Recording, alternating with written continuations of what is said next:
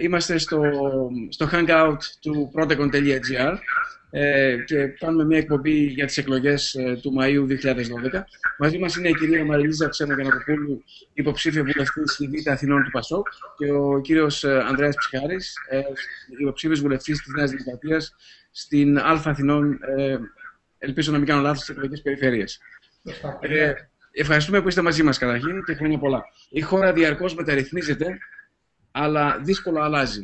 Τη δεκαετία του 80 είχαμε το αίτημα της αλλαγής.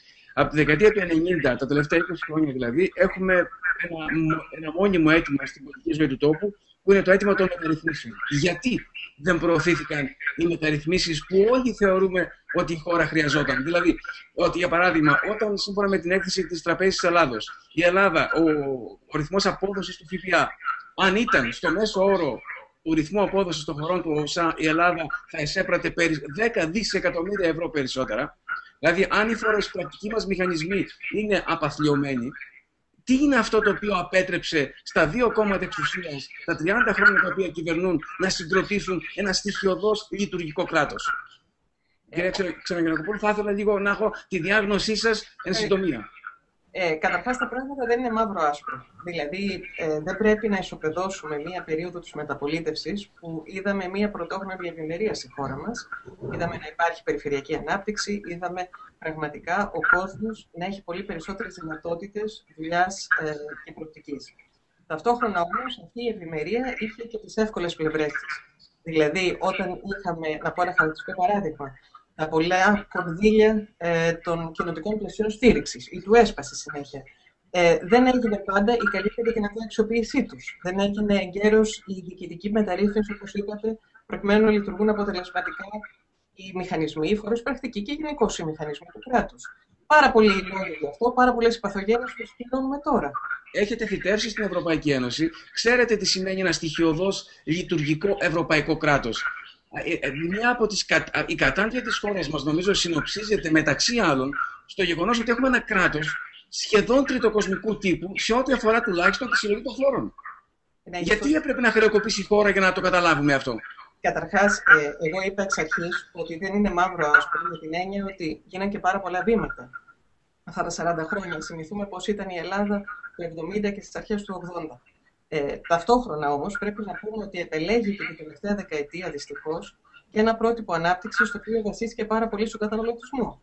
Επίσης, όσον αφορά τη δημόσια διοίκηση, πρέπει να πούμε ότι υπήρχε και πελατειακή αντίληψη πάρα πολλές φορές. Δεν υπήρχε η λογική του να υπάρχει συνεχώς μια διαδικασία εξυγχρονισμού και αποτελεσματικότητας, αξιολόγησης. Όλα αυτά τα πληρώνουμε τώρα. Ας μείνουμε εδώ, κύριε Ψυχάρη.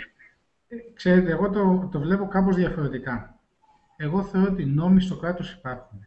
Το πρόβλημα είναι ότι δεν εφαρμόζονται οι νόμοι. Και δεν εφαρμόζονται οι νόμοι διότι είτε οι πολιτικοί δεν μπορούν ή δεν θέλουν, και οι ανώτεροι κρατικοί λειτουργοί δεν εφαρμόζουν και αυτοί τους νόμους. Λοιπόν, δεν είναι πρόβλημα να κάνουμε σε ορισμένα πράγματα τουλάχιστον καινούριους νόμους, πρέπει να εφαρμόσουμε τους υφιστάμενους. Και αν πάρουμε το Υπουργείο Εξωτερικών για παράδειγμα, όχι μόνο τα τελευταία 2 χρόνια, αλλά ας περιοριστούμε στα τελευταία 2 χρόνια, δεν έχουν εφαρμοστεί καθόλου οι νόμοι. Δυστυχώς. Για ποιο λόγο? Για ποιο λόγο? Διότι οι άνθρωποι του οποίοι το διοικούσαν δεν ήταν ικανοί να το κάνουν. Και μιλάω όχι μόνο για πολιτικούς, μιλάω και για τους ανώτερους διπλωματικούς υπαλλήλους, οι οποίοι δεν τήρησαν τους νόμους. Να σας θυμίσω όμως ότι ένας από τους διεκδικητές της ηγεσίας του κόμματός σας, ο κ. Ψωμιάδης, πρώην νομάρχης Θεσσαλονίκης, καταδικάστηκε από δικαστήριο για το θέμα της παράβασης καθήκοντος.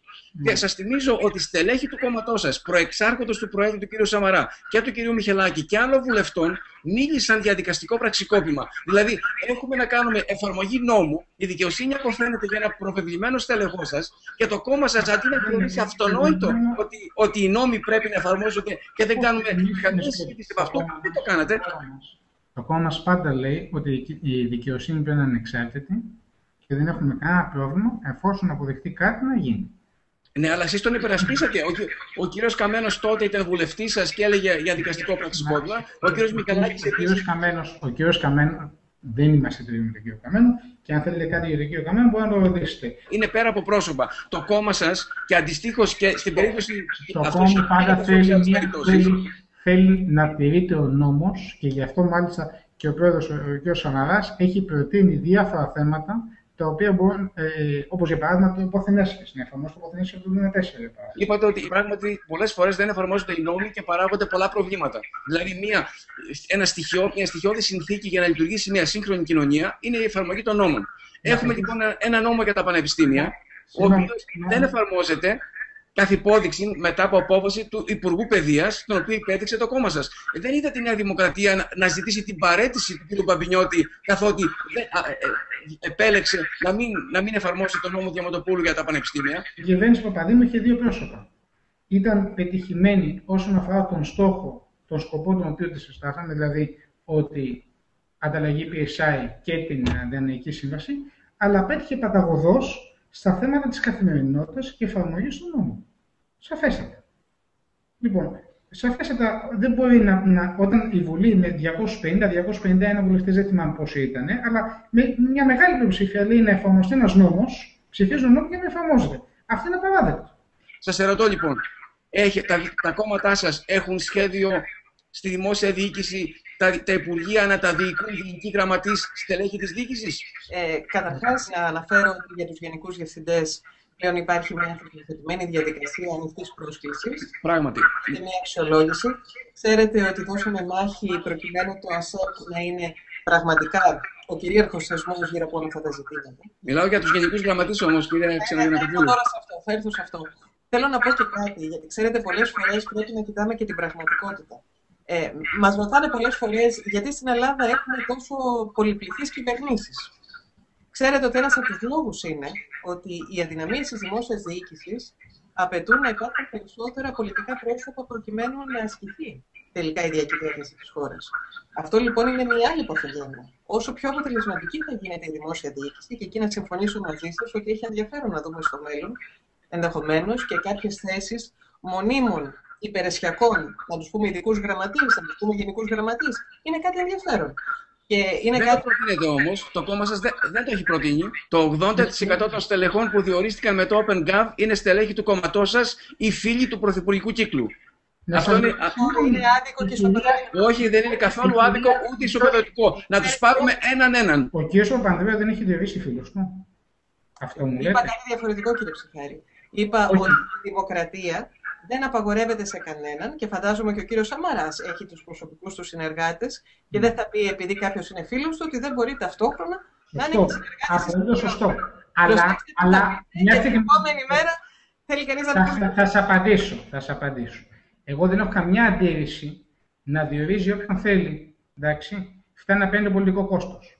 Το κόμμα μας, ο κ. Σαμαράς, έχει πει ότι προτείνει μόνιμους υφυπουργούς ώστε να σταματήσει αυτό το πράγμα, στο να μην υπάρχει μία συνέχεια στο κράτος και να μειωθεί η πολιτική στελέχωση. Να μην υπάρχουν τόσοι πολλοί υπουργοί.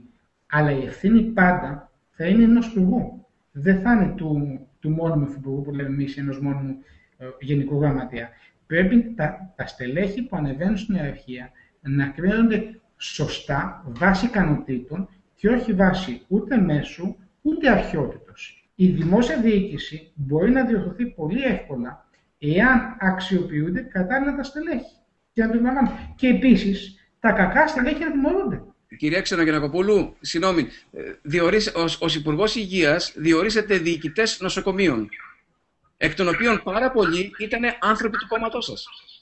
Σας απάντησα και πριν και σας είπα ότι το να είσαι στέλεχος του Πασόκ δεν σημαίνει ότι δεν έχεις δικαίωμα να υποβάλεις τα χαρτιά σου. Όχι, με συγχωρείτε, αλλά δεν σταδιοδρομείς. Το στέλεχος του Πασόκ, ο κύριος Σπυρόπουλος του ΙΚΑ, δεν σταδιοδρομεί στη διοίκηση μεγάλων δημόσιων οργανισμών. Γι' αυτό και ό,τι οι συνέπειες της όποιας κακής διοίκησης του δεν θα υποστεί καμία. Το πρόβλημα, τα στελέχη του κόμματός σας δεν έχουν καμία σχέση να διοικούν νοσοκομεία και κρατικούς οργανισμούς. Αυτό ως Ευρωπαία πολίτης πρέπει να το ξέρετε καλύτερα από μένα. Θα σας πω λοιπόν ότι καταρχάς για τα νοσοκομεία που τουλάχιστον μπορώ να απαντήσω, πρέπει να σας πω ότι οι περισσότεροι είχαν εμπειρία από το χώρο της υγείας ή χώρο του management και της διοίκησης.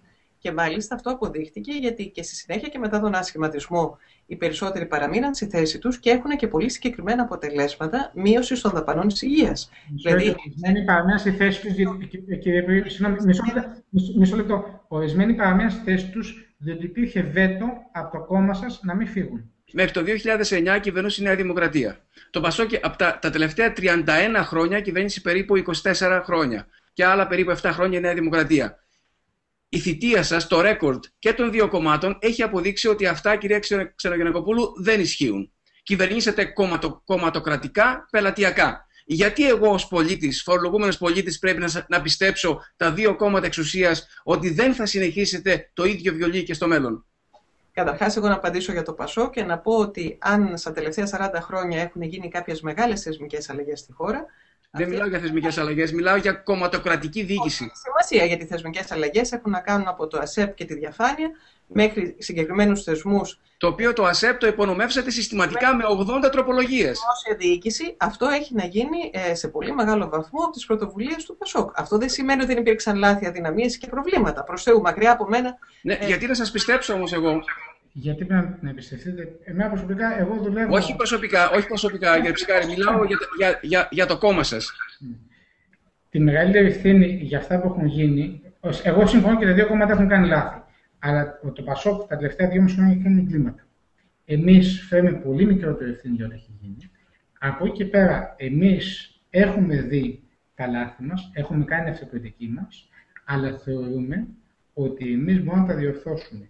Το κόμμα το δικό μας πάντα έχει κάνει, γιατί λέει για τις θεσμικές αλλαγές και ο Υπουργός, αλλά εγώ λέω το εξής, ότι όλες τις μεγάλες κινήσεις έχουμε κάνει εμείς. Και από εκεί και πέρα, εμείς ξέρουμε να διοικούμε καλύτερα και ο Πρόεδρος έχει βάλει και νέα πρόσωπα μπροστά, τα οποία γνωρίζουν πώς μπορεί να ασκηθεί η διοίκηση και πώς να γίνει. Να ζω παράδειγμα με εμένα, εγώ γνωρίζω 20 χρόνια στο δημόσιο και έχω δει τα λάθη που έχουν γίνει και εγώ είμαι σίγουρος δεν θα επαναλάβω αυτά τα λάθη.